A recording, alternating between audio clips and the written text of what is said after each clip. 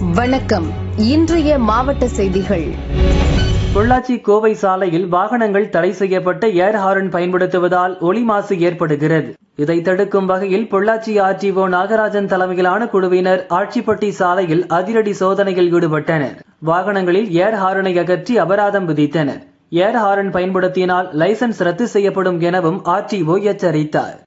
மாவட்ட ஆட்சியர் கோவை அவர்களின் உத்தரவின் பேரில் புகாரின் அடிப்படையிலையும் வாகனங்கள் அதிகப்படியான சத்தம் தரக்கூடிய மல்டி டோன் ஏராளன் பொருத்தப்பட்டு இயக்குவதாக வந்த புகாரின் அடிப்படையிலும் வாகனங்கள் என்ற ஆட்சிப்பட்டி பொள்ளாச்சி ஆட்சிப்பட்டியில் வாகனங்கள் நிறுத்தி சோதனை செய்யப்பட்டு அதிக சத்தம் தரக்கூடிய ஏராளன்லாம் கழட்டப்பட்டும் வாகனங்களுக்கு சோதனை அறிக்கை வழங்கி மாவட்ட ஆட்சியருடைய மேல்நடைக்கு அனுப்பப்பட நடவடிக்கை மேற்கொண்டிருக்கிறோம்.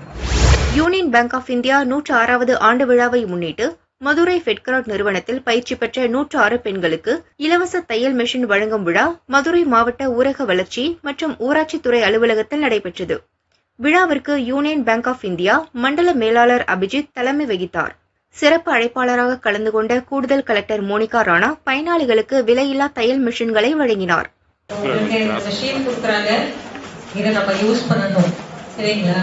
அப்போதான் இதுக்கு பயன் உங்களுக்கு வரும். இப்போ சார் சொன்னாங்க, உங்களுக்கு ஒரு பெரிய கம்பெனி கூட ஒரு ஜாப் வாங்கி கொடுப்பாங்க. அவங்க உங்களுக்கு ஆர்டர் கொடுத்தாதான் நீங்க இதை கரெக்டா யூஸ் பண்ண முடியும். உங்களுக்கு ரெகுலர் இன்கம் வரும். ஸோ என்னோட ரிக்வெஸ்ட் என்னன்னா, from the entire fedcard organisation that along with இந்த மிஷின் நீங்க அவங்களுக்கு ஜாப் அது அஷூரன்ஸ் வாங்கி கொடுக்கணும். ஒரு கம்பெனி கூட எல்லாரும் 106 பெனிஃபிஷரிஸ்க்கு ஒரு கம்பெனி கூட அட்டாச் பண்ணி ரெகுலரா அவங்களுக்கு ஆர்டர் வாங்கி கொடுக்கணும். So that they have a regular income. So all the best. Union Bank 1919 November 14ஆம் தேதி மகாத்மா காந்தி, நம்ம ஃபாதர் ஆஃப் நேஷன் மகாத்மா காந்தியின் பொறுத்தரங்களால் தொடங்கி வைக்கப்பட்ட பேங்க். அந்த பேங்கோட 106வது ஃபவுண்டேஷன் டே இன்னைக்கு. இந்த நாளில் நம்ம பேங்கோட ஒரு மிகப்பெரிய கொள்கை உமன் எம்பவர்மெண்ட்.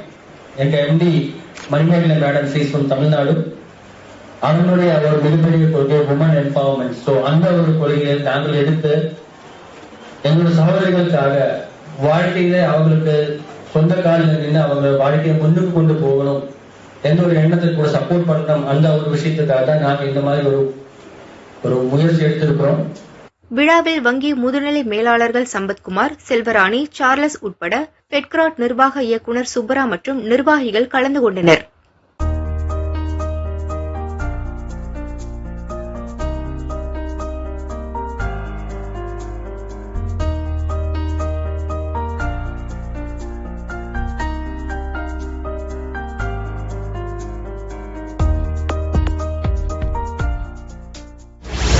பல்லடத்தை அடுத்த ஆறுமுத்தாம்பாளையம் ஊராட்சிக்குட்பட்ட அறிவொளி நகரில் நரிக்குறவர் குடியிருப்பு உள்ளது. இங்கு 140 குடும்பத்தினர் வசிக்கின்றனர். எவ்வித அடிப்படை வசதியும் இல்லாமல் வசித்து வரும் இவர்களின் குடும்பங்களைச் சேர்ந்த 50க்கும் மேற்பட்ட குழந்தைகள் பள்ளி செல்லாமல் வீட்டிலேயே முடங்கி உள்ளனர். இதுகுறித்து நரிக்குறவர் குடும்பத்தினர் கூறுகையில், கடந்த 25 ஆண்டுகளுக்கு மேலாக இப்பகுதியில் வசிக்கிறோம்.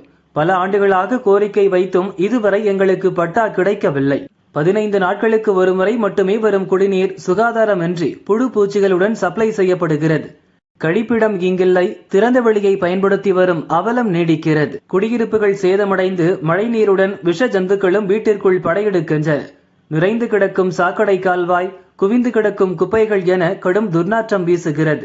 எவ்வித அடிப்படை வசதிகளும் இங்கு கிடையாது. இதனால் கொசுப்புழுக்கள் அதிகரித்து குழந்தைகள் பலர் காய்ச்சல் பாதிப்புக்கு ஆளாகி வருகின்றனர். எங்களுக்கு யாரும் வேலை தராததால் ஊசி பாசி விற்பதுதான் எங்களின் வாழ்வாதாரமாக உள்ளது. இதில் கிடைக்கும் வருவாயில் குடும்பம் நடத்தி வரும் நிலையில் குழந்தைகளை படிக்க வைப்பது சவாலானது. எங்களது நிலை குறித்து முந்தைய கலெக்டர்கள், தாசில்தார், MP, MLA உள்ளிட்ட அனைவரிடமும் தெரிவித்துள்ளோம்.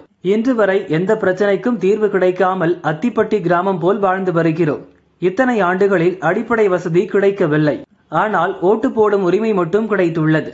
ஓட்டுக்காக வரும் அரசியல்வாதிகள் யாரும் எங்களின் பிரச்சனைகளை தீர்க்க முன்வரவில்லை. நரிக்குறவரினம் என்றால் எங்களின் வாரிசுகளும் இப்படியேதான் வாழ வேண்டுமா என கேள்வி எழுப்பினர்.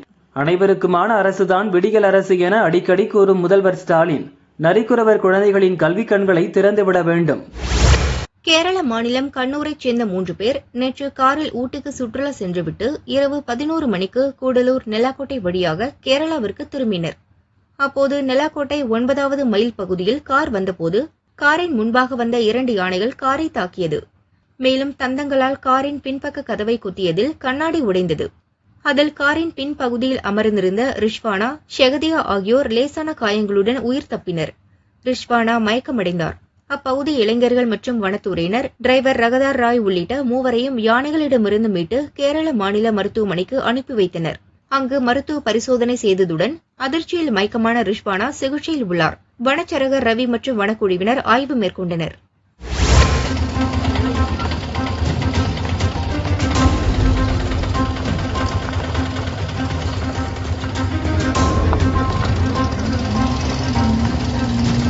தமிழக எல்லைப் பகுதியாக உள்ளது பந்தலூர் தாலுகா. இங்குள்ள சாலை உள்ளூர், வெளியூர் மற்றும் கேரளா, கர்நாடக மாநிலங்களை சேர்ந்த சுற்றுலா பயணிகள், 3 மாநில அரசு பஸ்கள் மற்றும் வாகனங்கள் வந்து செல்லும் முக்கிய வழித்தடமாக உள்ளது. தமிழகத்திற்குள் நுழையும் அனைத்து வாகனங்களும் நுழைவு வரி மற்றும் இ பாஸ் பெற்று வந்து செல்கின்றன. ஆனால் இந்த பகுதிக்கு வந்து செல்லும் பயணிகள் மற்றும் பொதுமக்கள் மனம் நொந்தபடி பயணிக்கும் அவலம் தொடர்கிறது.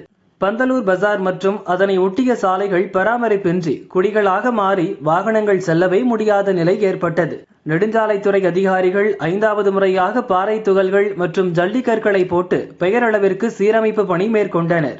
மேலும் கூடலூரிலிருந்து தேவர் சோலை வழியாக கேரளா மற்றும் கர்நாடகா செல்லும் மாநில நெடுஞ்சாலை அமைந்துள்ளது. இந்த சாலையில் நெலாக்கோட்டை அருகே சாலையின் தாழ்வான பகுதி சேதமடைந்து வாகனங்கள் இயக்க முடியாத நிலையில் உள்ளது. அதிகளவு பயணிகளை ஏற்றி வரும் பஸ்கள் மற்றும் கனரக வாகனங்கள் இந்த சாலையில் பயணிக்க முடியாத நிலையில் அடிக்கடி பழுதடைந்து நடுரோட்டில் நின்று விடுகிறது. கூடலூர் மற்றும் அதனை சார்ந்த பகுதி மக்கள் மருத்துவ தேவைகளுக்கு கேரளா செல்லும் நிலையில் பழுதடைந்த சாலையில் ஆம்புலன்ஸ்கள் எளிதில் செல்ல முடியாததால் பரிதவித்து வருகின்றனர். சாலை முழுமையாக பழுதடைந்துள்ள நிலையில் ஏற்கனவே 2 முறை ஜல்லிக்கற்கள் மற்றும் பாறை துகள் போட்டு மேற்கொள்ளப்பட்ட சீரமைப்பு பணி மழை வெள்ளத்தில் காணாமல் போனது. சாலையை சீர்படுத்த பொதுமக்கள் போராட்டம் நடத்த முடிவு செய்ததால் 3வது முறையாக நல்ல நிலையில் இருந்த அதனை ஒட்டிய தார் சாலையை பெயர்த்தெடுத்து சேதமடைந்த பகுதியில் பாறை துகளை கொட்டி சமன் செய்தனர்.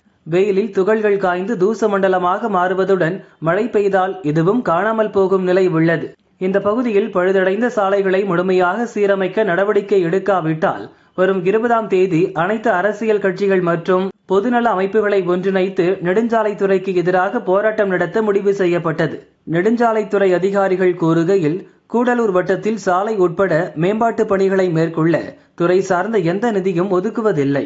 அதனால் பழுதடைந்த சாலைகளை சீரமைக்க முடியாமல் சிரமப்பட்டு வருகிறோம். தற்போது கான்ட்ராக்டர்கள் மற்றும் துறை அதிகாரிகள் சொந்த பணத்தை செலவு செய்து தற்காலிக சீரமைப்பு பணிகளை மேற்கொள்கிறோம் என்றனர்.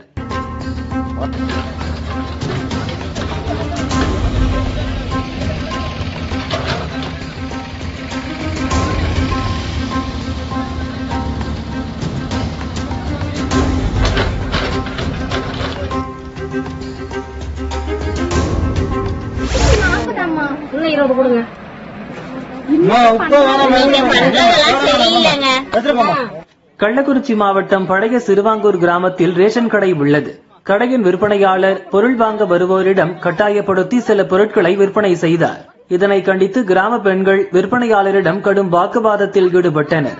இதன் வீடியோ வெளியானதை தொடர்ந்து சிவில் சப்ளை அதிகாரிகள் விசாரிக்கின்றனர். ஒண்ணுதான் கொடுப்பாங்க, ஒரு அட்டைக்கு 35 ரூபாய் பொருள் தான். என்ன வியாபாரம் பண்றப்ப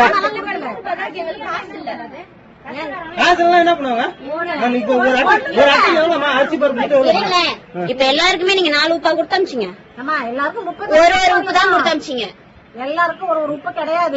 எல்லாருக்கும் 35 ரூபாங்கிறது முதல்ல என்ன கணக்கு? எங்களுக்கு என்ன தேவையோ அதை வாங்கதான் இது நியாய விலை கடை. நீங்க கட்டாயப்படுத்தி எங்களுக்கு எதுவும் கொடுக்க கூடாது.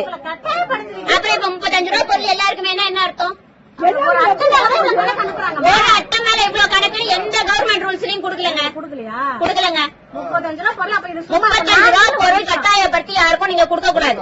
தேவைப்படுறவங்களுக்கு தேவையான பொருள் நீங்க கொடுக்கலாமே தவிர கட்டாயப்படுத்தி வாங்கி ஆகணும் நீங்க கொடுக்கவே கூடாது. நீங்க எடுத்துட்டு போகணும் நான் சொல்லுங்க. அதே மாதிரி நான் வாங்கணும்னு நீங்க என்ன கம்பல் பண்ணக்கூடாது. 35 ரூபாய் பொருள் எல்லாரும் வாங்கணும்னு அவசியம் இல்லை. இவ்வளவு நாள் நாங்க அப்படிலாம் வாங்கலையே. உட்கார்ந்து கூட எங்க கடை வாங்கி கொண்டு வந்து கொடுத்துருக்கோம். இவ்வளவு நாள் மதுரை மாவட்டம் மேலூர் தாசில்தார் அலுவலகத்தில் விவசாயிகள் மாதாந்திர குறைதீர் கூட்டம் தாசில்தார் செந்தாமரை தலைமையில் நடைபெற்றது. இதில் பல்வேறு துறை அரசு அதிகாரிகள், விவசாயிகள் மற்றும் விவசாய சங்க நிர்வாகிகள் பங்கேற்றனர். தொடர்ந்து நடைபெற்ற கூட்டத்தில் முல்லை பெரியாறு நீர்பிடிப்பு பகுதியிலிருந்து மேலூர் பகுதி ஒருபோக பாசனத்திற்காக கடந்த செப்டம்பர் 15ஆம் தேதி முதல் 120 நாட்களுக்கு தண்ணீர் திறக்கப்பட்டது. மேலூர் பகுதியில் உள்ள பாசன கால்வாய்களை பொதுப்பணித்துறையினர் முறையாக பராமரிப்பு செய்யவில்லை. இதனால் பூதமங்கலம், அட்டப்பட்டி, கொடுக்கம்பட்டி, கம்பூர், சொக்கலிங்கபுரம் உள்ளிட்ட பல்வேறு கிராமங்களில் உள்ள 50க்கும் மேற்பட்ட கண்மாய்கள் நீர்வரத்தின்றி பாதிக்கப்பட்டுள்ளது. மேலும் பல கண்மாய்கள் மீன் வளர்ப்பு குத்தகைக்கு விடப்பட்டும் ஆக்கிரமிப்பு செய்யப்பட்டும் இருப்பதால் மேலூர் பகுதியில் விவசாயம் பெருமளவில் பாதிக்கப்பட்டுள்ளது என விவசாயிகள் குற்றம் சுமத்தினர். இதுகுறித்து சம்பந்தப்பட்ட பொதுப்பணித்துறை, நீர்வளத்துறை அதிகாரிகளிடம் புகார் அளித்தாலும் எந்தவித நடவடிக்கையும் எடுக்கவில்லை என பெரும்பாலான விவசாயிகள் தாசில்தாரிடம் புகார் கூறினர். அதைத் தொடர்ந்து பொதுப்பணித்துறை அதிகாரிகள் ஆய்வு செய்து உரிய நடவடிக்கை எடுக்க தாசில்தார் வலியுறுத்தினார். நீர்வரத்து மற்றும் நீர்நிலைகளில் எவ்வித ஆக்கிரமிப்பு செய்யக்கூடாது. ஆக்கிரமிப்பு குறித்து வருவாய்த்துறை அதிகாரிகளிடம் தெரிவித்தால் நடவடிக்கை எடுக்கப்படும் என தாசில்தார் உறுதியளித்தார்.